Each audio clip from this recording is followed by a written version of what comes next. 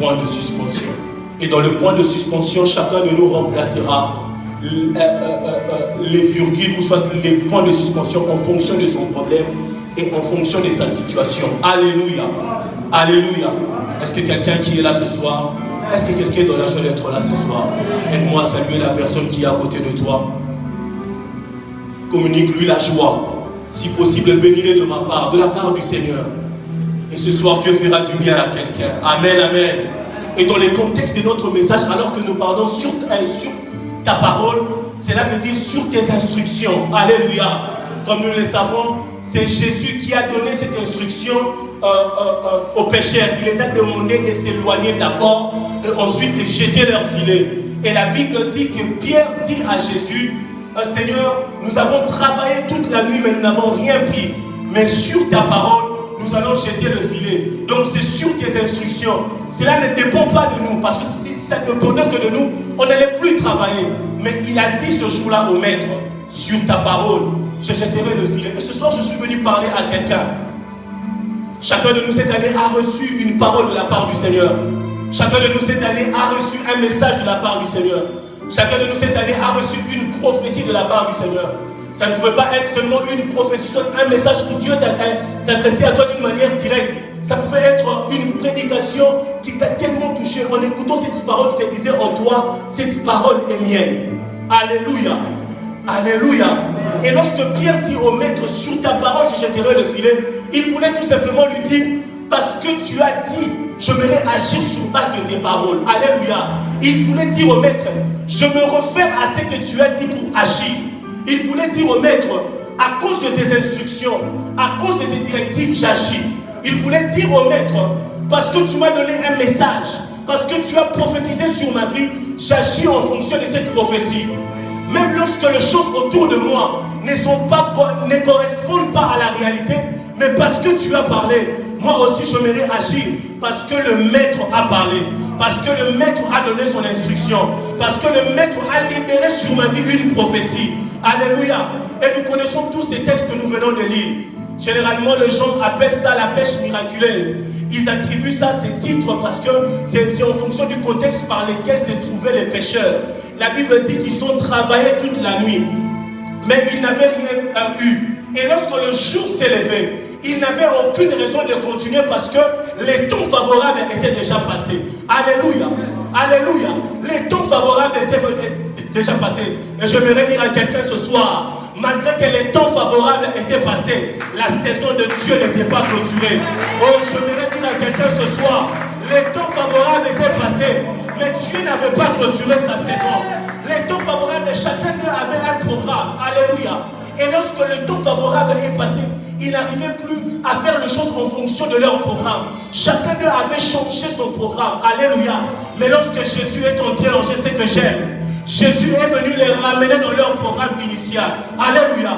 Peut-être qu'il se disait ce jour-là, si on attrape plus de poissons, nous allons les vendre et chacun de nous aura sa part. Alléluia.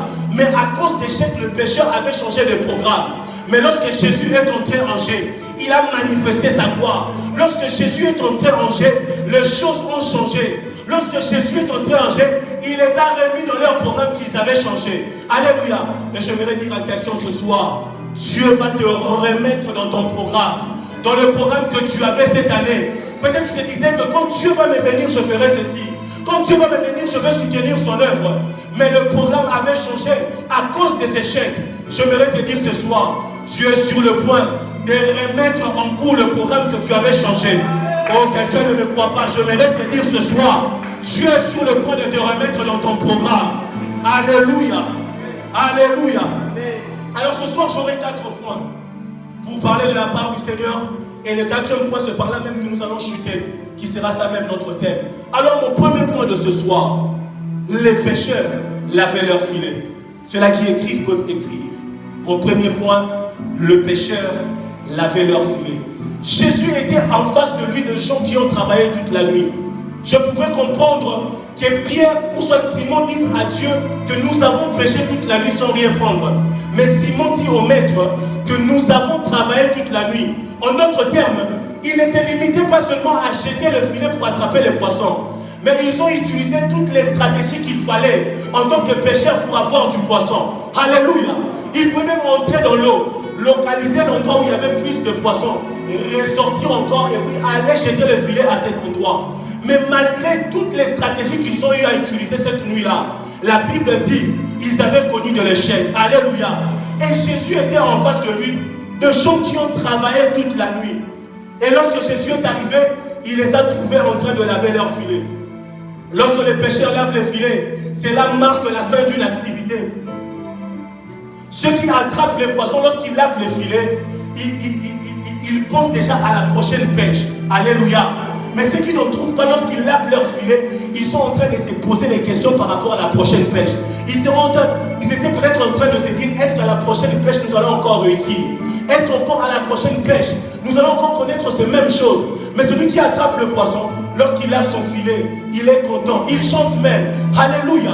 Et ces jours-là, lorsque les pêcheurs lavaient leur filet, ils avaient connu un échec la nuit. Et le soir et le matin, ils lavaient leur filet avec le désespoir. Laver les filets est synonyme du désespoir pour ceux qui ne trouvent pas ce qu'ils recherchent. Laver les filets est synonyme d'une lassitude. Les pêcheurs étaient fatigués. Les pêcheurs étaient découragés. Ils étaient découragés parce qu'ils avaient travaillé toute la nuit. Ils étaient découragés à cause de l'échec. Ils avaient perdu la foi. Ils avaient perdu l'assurance. Ils étaient fatigués même en lavant les filets.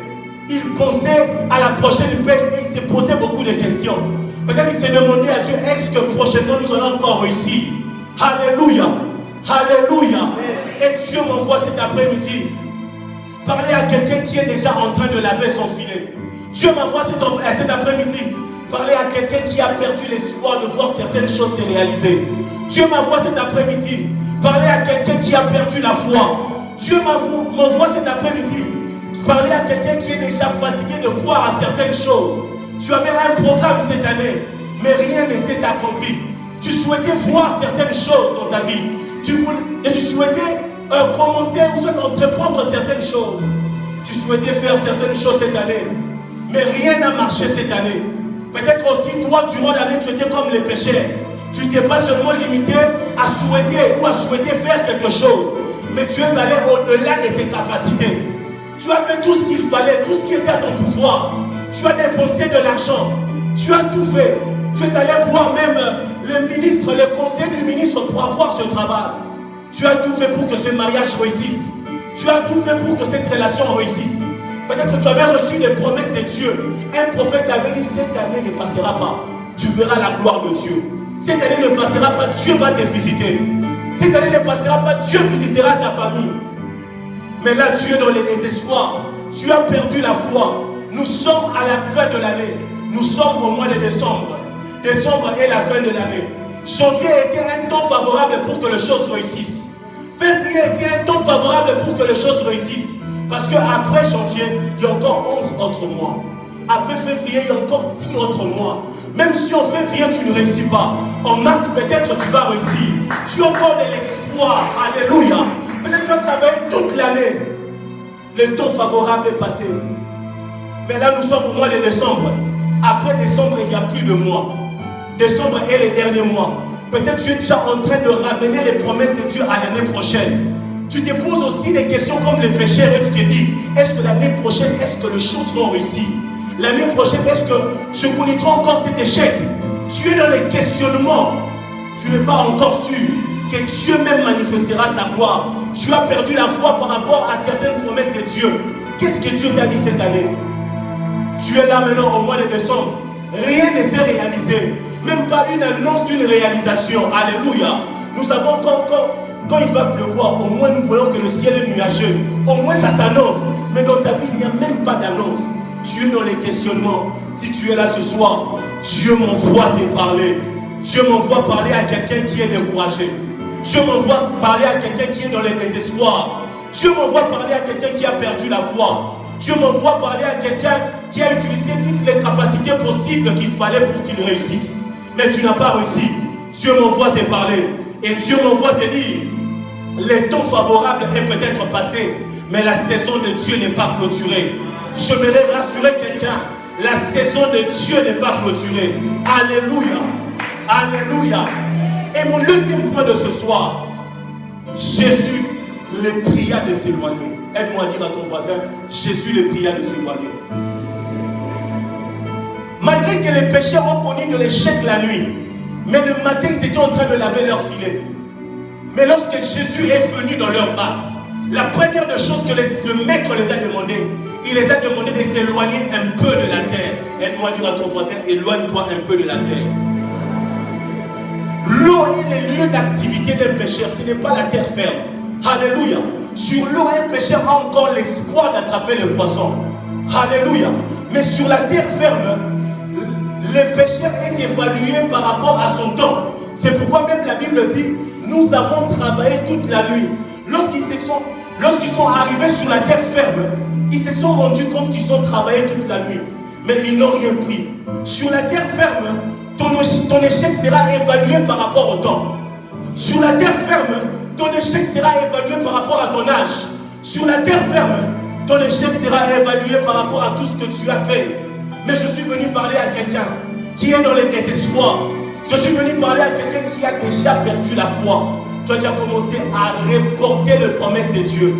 Je suis venu te dire ce soir, lorsque Jésus entre dans la partie, il nous demande de nous éloigner de certaines choses. Alléluia. Lorsque Jésus entre dans la partie, il nous demande de nous éloigner de certaines choses. Dieu ne travaille pas avec les gens qui regardent dans la même direction que tout le monde. Dieu ne travaille pas avec les gens qui ont la même conception de choses que tout le monde.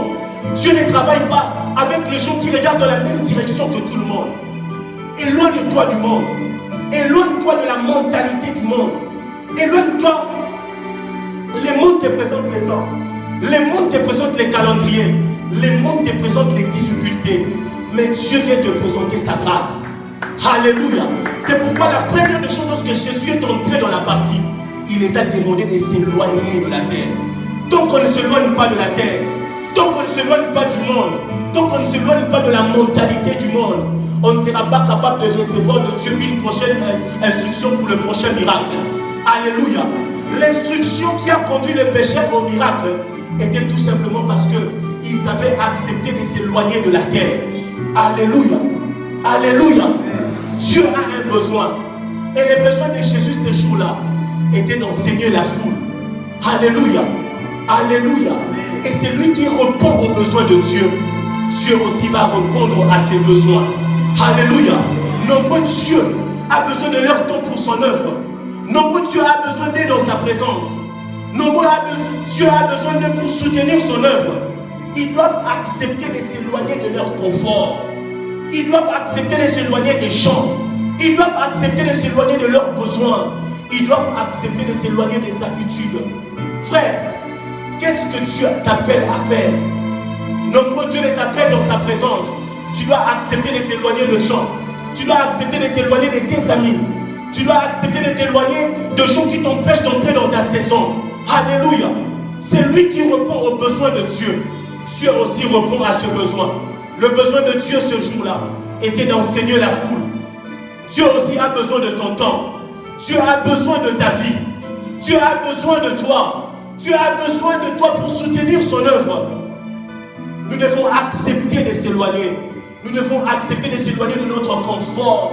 Nous devons accepter de s'éloigner de nos habitudes. Pourquoi prions-nous par habitude? Pourquoi venons-nous ici par habitude? Pourquoi allons-nous en retraite par habitude? Pourquoi cherches-tu la face du Seigneur par habitude? Pourquoi tu vis comme tout le monde? Nous devons accepter de nous éloigner. Lorsque Jésus est entré en Gênes, c'est la toute première instruction qu'il a donnée aux pécheurs. Éloignez-vous un peu de la terre. Tu dois t'éloigner cet après-midi de certaines choses qui t'empêchent de voir la face de Dieu. Tu dois t'éloigner cet après-midi de certains amis qui t'empêchent d'entrer dans le profondeur, dans les choses de Dieu. Tu dois t'éloigner de certains conforts qui t'empêchent à servir Dieu. Alléluia. Il faut d'abord servir le Maître avant d'être servi. Comme je le disais, nombreux Dieu les appelle à les servir. Nombreux Dieu les appelle à les servir. Mais ils ne veulent pas servir le Maître. D'autres encore le servent. Mais ils sont encore dans leur dévouement. Ils ne servent pas Dieu avec dévouement. Ils ne servent pas Dieu avec crainte. Ils ne servent pas Dieu avec tremblement. Nombreux poussent encore des raisons aujourd'hui. Nous savons cette semaine, on avait évangélisation. Nombreux ne viennent même pas à l'évangélisation, alors qu'on a les possibilités d'être là. Mais chacun de nous pousse des raisons. Non, il faisait chaud. Je ne peux pas servir Dieu parce que j'ai encore autre chose à faire. Je ne peux pas donner cet argent pour l'œuvre de Dieu parce que j'ai encore de besoins. On est encore dans notre confort.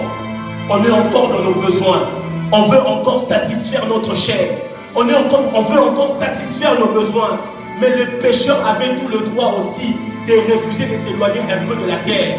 Parce qu'ils avaient toutes les raisons. Ils ont travaillé toute la nuit sans rien prendre. Mais lorsque le maître les a demandé de s'éloigner, ils ont obéi. Ils ont obéi. Je voudrais dire à quelqu'un, arrête un peu de pousser des raisons. Alléluia. Oh non, je ne viens plus parce que un de votre frères avait déçu mon ami. Frère, soeur, ce n'est pas parce qu'un frère a déçu ton ami que Dieu a déçu ton ami. Alléluia. On est dans les raisons. On est dans les raisons. Et cela nous empêche de nous éloigner un peu de la terre. Dans 1 Samuel chapitre 1, Anne avait l'habitude de monter à Silo. Anne avait l'habitude d'avoir une double portion. Mais la Bible dit aussi, Pénina aussi avait l'habitude de l'exaspérer. Oh, Pénina aussi avait l'habitude de la tourmenter. Alléluia. Anne avait l'habitude aussi de rester dans ses problèmes. Anne était à l'aise dans ses habitudes et sa situation aussi avait l'habitude de ne pas changer. Alléluia. Mais jusqu'à ce que dans 1 Samuel chapitre 1 verset 9, la Bible dit après avoir mangé et bu, Anne s'éleva. Quelqu'un ce soir doit s'élever. Alléluia. Quelqu'un doit prendre la décision de s'éloigner de la terre pour chercher la face de Dieu. Aujourd'hui, quelqu'un doit prendre la décision de s'éloigner de ses habitudes, de s'éloigner de choses qui t'empêchent d'entrer dans ta saison. Alléluia. Éloigne-toi de la distraction. Tu as des problèmes dans ta famille, mais tu es encore dans la distraction. Le problème de ta famille, ce n'est pas quelqu'un d'autre qui viendra le résoudre. Le problème de ta famille, tant que tu ne t'éloignes pas de la terre, tu ne seras pas en mesure de recevoir les instructions de Dieu pour le prochain miracle. Alléluia. Tu seras toujours dans le regret. Tu seras toujours dans le désespoir. Tant que tu ne t'éloignes pas de certaines choses pour chercher la face du Seigneur. Éloigne-toi de la distraction ce soir. Éloigne-toi de la distraction cette fin d'année. Tu ne vois pas les choses claires dans ta relation. Tu ne vois pas les choses claires dans ce que tu fais. Tu ne vois pas les choses claires dans ce que tu entreprends. Mais tu es encore dans la distraction. Ce que j'aime dans le psaume chapitre 73. Asaph aussi ne voyait pas les choses claires. Il regardait les choses dans la direction de tout le monde. Mais la Bible dit ce jour-là, jusqu'à ce que je lui pénétré dans la présence de l'Éternel, dans le sanctuaire de l'Éternel. En d'autres termes, Asaph voulait dire, jusqu'à ce que je me suis éloigné du monde pour chercher la face du Seigneur. Je voudrais dire à quelqu'un, beaucoup pensent que leur problème de couple sera réglé à Kingakat. Alléluia. Aujourd'hui, combien de gens Kingalov? Beaucoup pensent que leur problème de couple sera réglé là-bas. Je voudrais te dire, si tu penses ainsi, c'est que tu regardes dans la mauvaise direction. Je voudrais dire à quelqu'un qui pense que le problème de sa famille sera réglé dans les stratégies. Si tu penses cela, c'est que tu regardes aussi dans la mauvaise direction. Nombreux pensent qu'ils vont trouver la bonne personne au restaurant. J'ai une amie qui est en train de me faire rire. Elle m'a dit, Pasta, Bino Mopé, qui s'appelle surtout l'Inga Nababa. Parce qu'on n'a pas quoi de se faire au Lingate, l'église fait vraiment la tête au Romain, un restaurant. Donc, on a remis un restaurant, la famille, non, c'est là. Il nous est arrivé un moment où, dans la coordination, on faisait nos évaluations au restaurant. Frère, on rencontrait des gens là-bas, une jeune fille. Bon, mon affaire qui est dans un restaurant, il y a un moment, mais la sucrée. Alors, c'est la table en repêchage. À repêcher quelqu'un. Soit à repêcher moi, je les a assurés. Mais ceux qui jouent, on a des petits coups de rafo. À comer la sucrée, la soupe. Alléluia. Et beaucoup pensent qu'ils vont trouver la bonne personne au restaurant. J'étais en train de dire à mon ami là, au monio. Je suis en train de lui dire, ménopause beaucoup, tu dois shawarma. Si tu ne changes pas ta manière de voir les choses. Alléluia. Nombreux ont pensé que Michael rêve aller résoudre leurs problèmes de finances. Mais l'autre soukara, Michael rêve. Et Kanga, et Tenebala. Alléluia. Ni nos salités n'a dit, aide-moi dire à ton voisin, ni nos salités. Mais la seule chose que tu n'as pas encore fait, tu t'es pas encore éloigné de ton confort pour chercher la face de Dieu. Alléluia. Nombreux Dieu les appelle à la montagne de prière. Gloire à Dieu parce qu'aujourd'hui, nous sommes déjà au pied de la montagne de prière et nous sommes en train de monter. Comme on doit s'éloigner du monde, c'est lui qui s'éloigne du monde. Dieu lui donne les directives qui vont changer sa vie. Je voudrais dire à quelqu'un ce soir, prends la décision de t'éloigner du monde. Prends la décision de t'éloigner de cette mentalité qui t'empêche de voir Dieu. Prends la décision de t'éloigner de gens pour aller chercher la face de Dieu. Et je prie Dieu ce soir qu'il change ta manière de voir les choses. Je suis en train de prier pour une famille. Que Dieu change votre manière de voir les choses. Quelqu'un qui est d'accord avec moi, elle a dit Amen. Et mon troisième point de ce soir, Jésus dit à Simon, aide-moi à dire à ton voisin, Jésus dit à Simon. Alléluia. La première des choses, que lorsque Jésus est monté sur la barque, il les a demandé de s'éloigner. La deuxième des choses, Jésus a parlé à Simon. Jésus ne s'était pas adressé à tous les pécheurs ce jour-là, mais Jésus s'est adressé à Simon. Malgré que cette instruction, cette parole, cette directive était pour tous les pécheurs, mais Jésus s'est adressé à Simon. Et le verbe qui est utilisé là dans sa racine nous renvoie à l'idée d'une canalisation. Les paroles de Jésus étaient canalisées sur Pierre. Alléluia. Et c'est pourquoi vous allez remarquer même après, la réaction de Simon était différente des autres pécheurs. Parce que l'instruction de Dieu était canalisée vers Pierre. J'aimerais dire à quelqu'un ce soir, toi sur qui on a eu à prophétiser sur ta vie, on a eu à parler sur ta vie, tu as eu à recevoir le message, les instructions de Dieu pour ta vie. Tu as eu à recevoir, je ne sais pas comment étaient ces messages, cette prophétie, mais Dieu a eu à parler sur ta vie. Même si ces messages concernaient ta famille, mais ces messages a été canalisé vers toi. Dieu ne s'adressait pas à ton voisin. Aide-moi aussi à dire à ton voisin, Dieu ne s'adresse pas à moi, mais il te parle. Quand Dieu t'a donné cette prophétie, il ne parlait pas à ton voisin, mais c'est à toi qu'il s'adressait. Quand Dieu t'a donné ces messages, il ne parlait pas à la personne qui est derrière toi. Vous vous souvenez d'un arrêt de bus, et que tout le monde a appelé ça bonjour. Frère, nous tous à sa nous crier. À ta part, son beauté. Et c'est comme ça que nous faisons lorsque Dieu nous parle. Nous faisons comme si Dieu parle à une autre personne, pas à toi. Je voudrais dire à quelqu'un, quelquefois nous doutons des promesses de Dieu. Quelquefois nous avons l'impression de considérer comme les directives de Dieu. Quelquefois nous pensons que lorsque Dieu nous parle, ce n'est pas à toi qui te parle. Quelquefois nous doutons. Nous ne doutons pas parce que Dieu était capable de le faire, mais nous doutons parce que nous avons fourni beaucoup d'efforts. Alléluia. Dieu t'a dit peut-être tu seras un grand serviteur de Dieu. Dieu a dit qu'il va bénir tes affaires. Dieu a parlé sur ton ministère, il a dit que ce ministère ira loin. Alléluia. Mais au lieu de te confier à ce que Dieu dit, tu t'es confié à tes propres capacités. Tu t'es confié à tes efforts. Tu as plus dégagé de l'effort. Dieu t'a dit que tu seras un serviteur de Dieu. Tu t'efforces à servir Dieu et tu te rends compte qu'il y a beaucoup de faiblesses encore en toi. Tu t'as dit que tu seras un grand serviteur de Dieu. Tu t'efforces à servir Dieu, mais tu te rends compte qu'il y a certains péchés que tu n'arrives pas à abandonner. Alléluia. Tu t'es dit que cette affaire va réussir, mais au lieu de compter à la prière, tu as compté sur ton argent. Tu as encore misé plus d'argent que plus de prière. Alléluia. Alléluia. Et je vais dire à quelqu'un qui est fatigué parce que les choses ne marchent pas. Je vais dire à quelqu'un qui est fatigué parce que pendant le temps favorable, tu as essayé de faire bien, mais tu n'as pas réussi. Je voudrais te dire, notre doute ne provient pas de l'incapacité de Dieu, mais notre doute provient de nos efforts. Tu es trop conscient de tes efforts. Tu as dégagé trop d'efforts, trop de capacités, trop de moyens, sans que ces choses ne réussissent. Nous doutons, comme je l'ai dit, non pas parce que tu étais capable de faire, mais nous regardons nos efforts. Nous regardons nos efforts. Aussi nous regardons du fait que lorsque Dieu nous parle, tu as l'impression que tu ne fais pas partie du plan de Dieu. Tu as l'impression que quand Dieu me parlait là, non. Si réellement c'était Dieu, je n'allais pas voir ses faiblesses en moi. Si réellement c'était Dieu, cette affaire allait réussir. Si réellement c'était Dieu, cette relation allait avoir du succès. Mais je voudrais dire à quelqu'un ce soir, ce doute-là ne provient pas de l'incapacité de Dieu, mais ça provient de tes propres efforts. Alléluia. Alléluia. Tu as forcé à servir Dieu. Tu as mis tous tes moyens en jeu pour que cela réussisse. Les pécheurs aussi, ils avaient travaillé toute la nuit. Mais ce que j'aime, c'est que Pierre dit à Jésus, il lui dit, Maître, nous avons travaillé toute la nuit mais nous n'avons rien pris, mais sur ta parole. En d'autres termes, il voulait dire, Maître, nous avons exploité tous nos efforts, nous n'avons rien eu. Et je voudrais dire à quelqu'un, cette année tu n'as pas réussi parce que tu as exploité tous tes efforts. Alléluia. Je voudrais dire à quelqu'un, ton ministère stagne encore parce que tu as exploité tous tes efforts.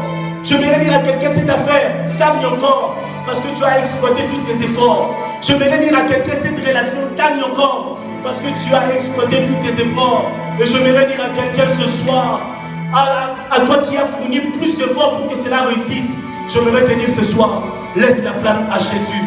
Je voudrais dire à quelqu'un ce soir, laisse la place à Jésus. Avant que Jésus ne monte dans la barque, je suis sûr qu'il y avait un pécheur qui était en train de commanditer les choses. Je suis sûr qu'il y avait un pécheur qui était en train de dire, non, non, ici il n'y a pas de poisson, allons ici. Non, ici je vois il n'y a rien, allons de l'autre côté. Mais malgré leur expertise, ils avaient échoué.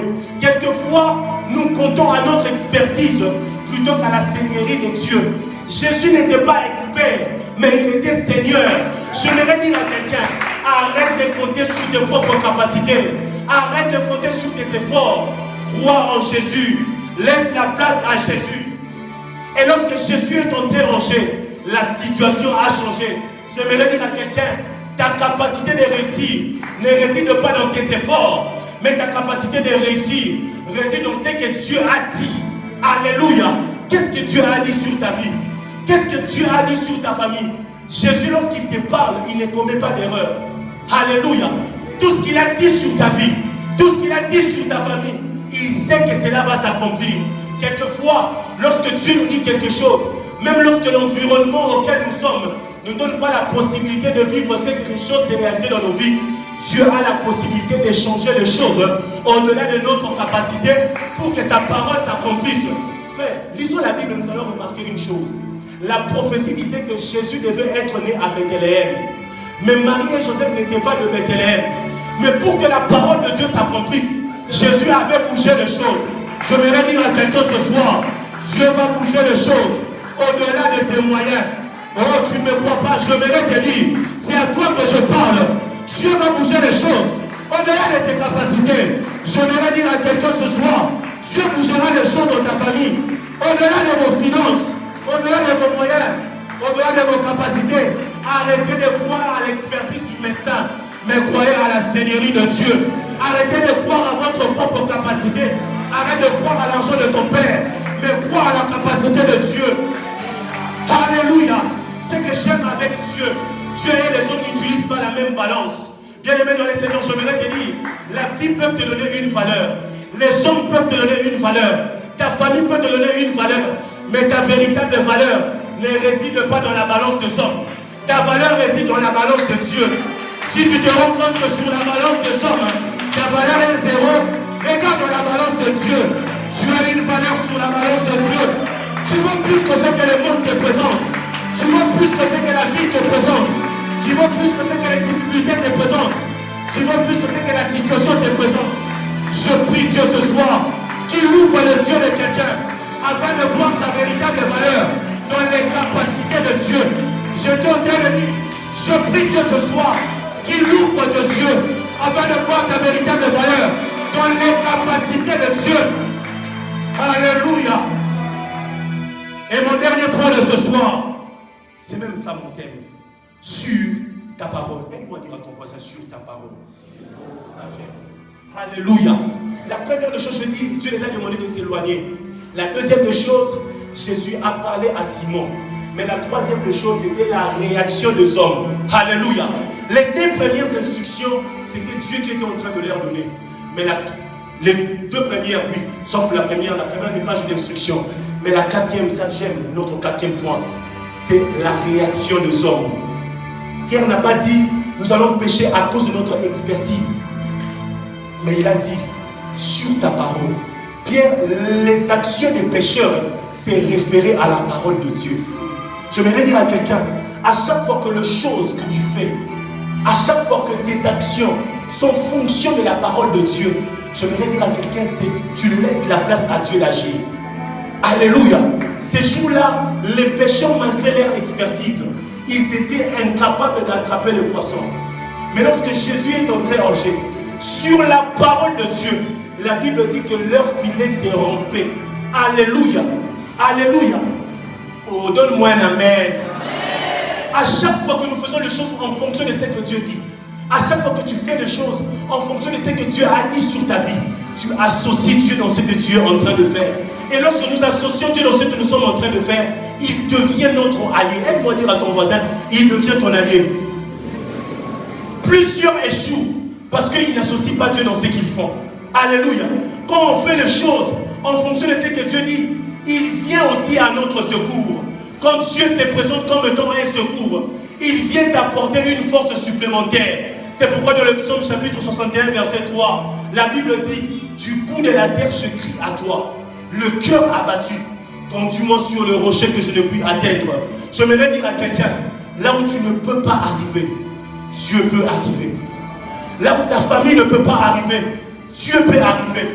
Igor, là où tu ne peux pas arriver avec tes propres capacités, Dieu peut t'arriver.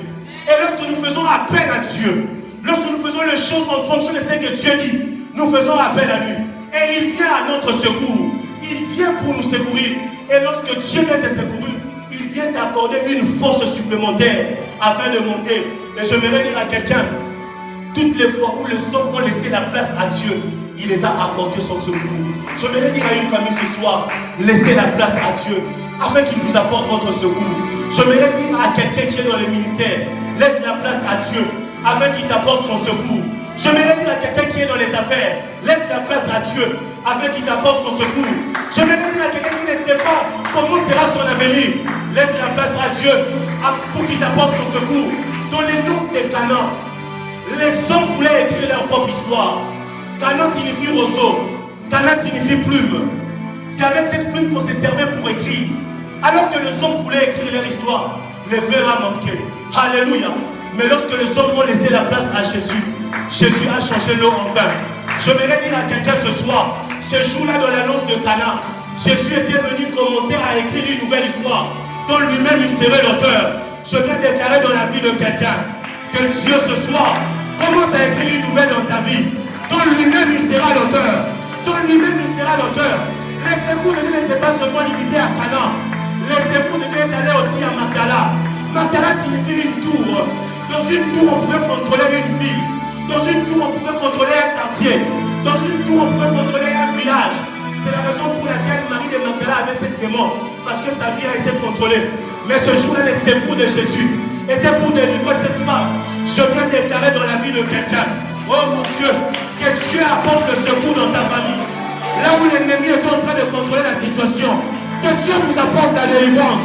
Je ne sais pas si tu es d'où, de Bakokanda, de Bakokanda, de Ilemo. Je prie Dieu ce soir, malgré vos origines, que Dieu vous délivre, que Dieu vous apporte son secours. Les secours de Dieu ne s'étaient pas limités à Magdala. Les secours de Dieu étaient allés aussi à Bethsaïda. Aide-moi dire à ton voisin à Bethsaïda. Bethsaïda signifie la maison de pêche. En d'autres termes, l'identité des gens de Bethsaïda était connue. Alléluia. Mais c'est à Bethsaïda que l'Éternel est venu multiplier les pains. Frère, dans un endroit où leur identité est connue, Jésus est venu prendre un autre race que l'acte habituel. C'est à Bethsaïda, là où on devait trouver les poissons, Jésus est venu multiplier les pains. En d'autres termes, là où leur identité était plus connue, Dieu est venu insérer un nouveau élément dans leur identité. Je prie Dieu ce soir qu'il insère un élément nouveau dans ta vie. Je suis en train de prier. Les secours de Dieu dans ta vie, sur ton identité qui a été connue. Je ne sais pas qu'est-ce que les gens ont dit sur ta vie. Je ne sais pas qu'est-ce que les gens ont dit sur ta famille. Je prie Dieu ce soir qu'il insère un élément nouveau. Les gens se rendront compte. C'est que j'aime. Les miracles seront méconnaissables.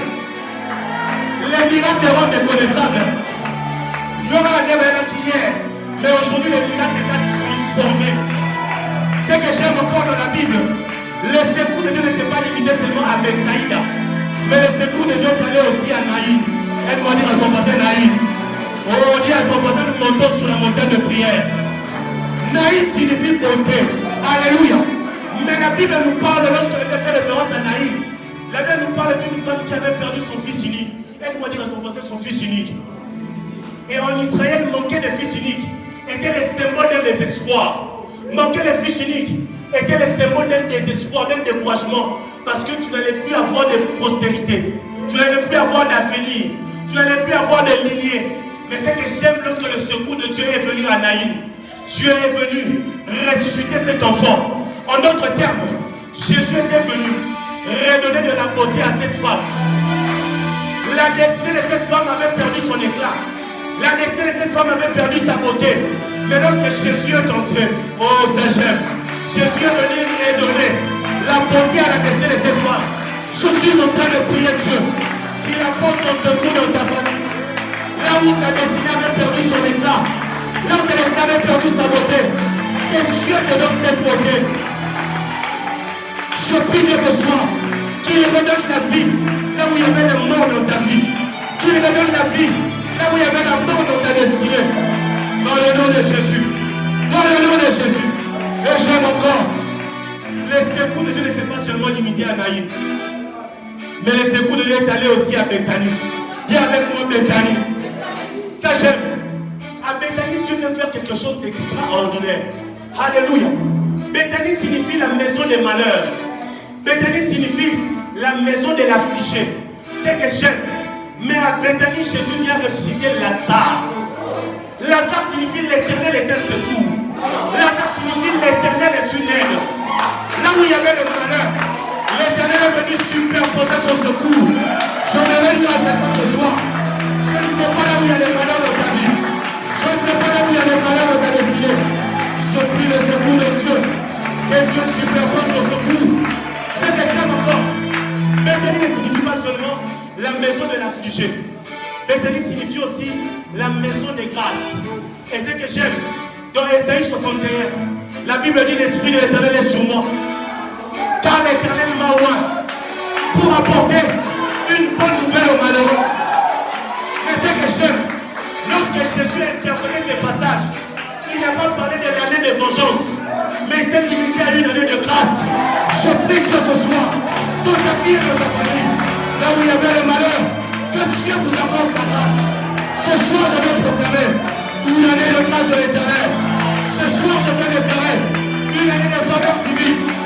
Laissez-vous qu'aucune main de l'homme ne peut donner. Que Dieu vous accorde son secours. Que Dieu t'accorde son secours. Et les bons le voir. Bénissons le nom de Jésus. Et vous chantez les mots. Les mandats dans la casse. Et Kababa Shaya.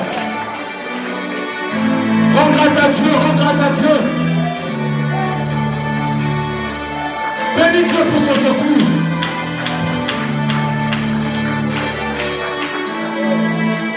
Bénis Dieu pour son secours.